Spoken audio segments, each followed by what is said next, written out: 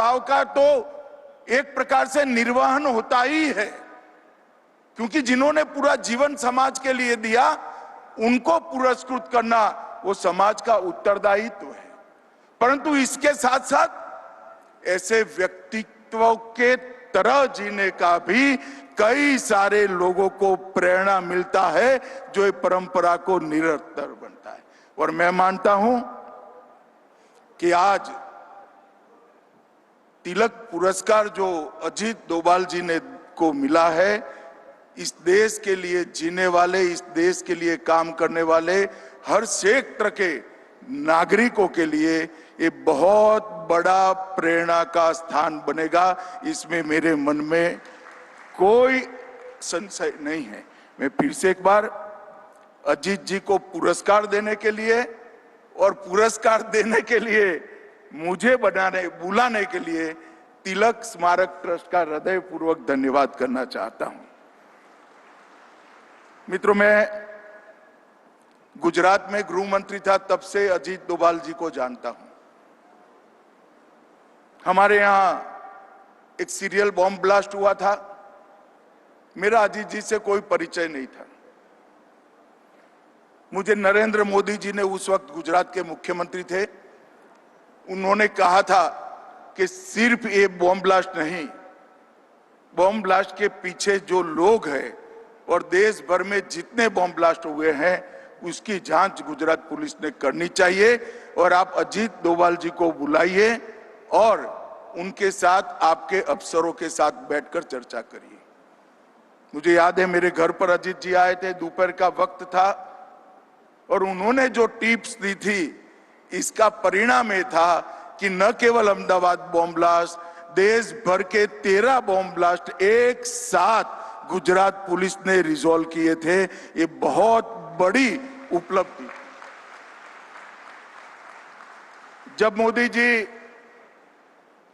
2014 में प्रधानमंत्री बने, उन्होंने सबसे पहला अपॉइंटमेंट प्रधानमंत्री के नाते किया था, तो प्रिंसिपल सेक्रेटरी का नहीं किया था, अजीत डोभाल जी के एनएसए के रूप में चयन करने का काम किया।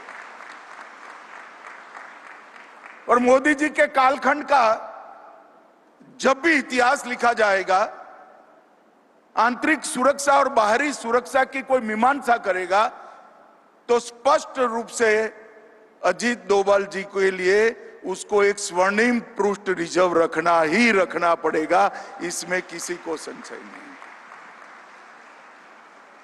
मोदी जी गुजरात में थे तब से चर्चा करते थे कि इस देश की विदेश नीति में रीढ़ की हड्डी का अभाव दिखाई पड़ता है। जब वो प्रधानमंत्री बने, मैंने पहले पार्टी के अध्यक्ष के रूप में और इनके कैबिनेट के साथी के रूप में बारीकी से देखा है।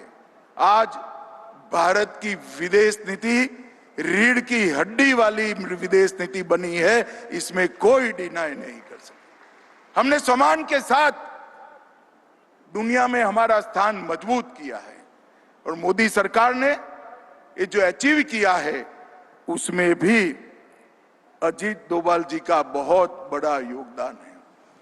मित्रों, एक युवा अधिकारी गढ़वाल से आकर 72 में 68 में आईपीएस बनता है। शुरुआती करियर में ही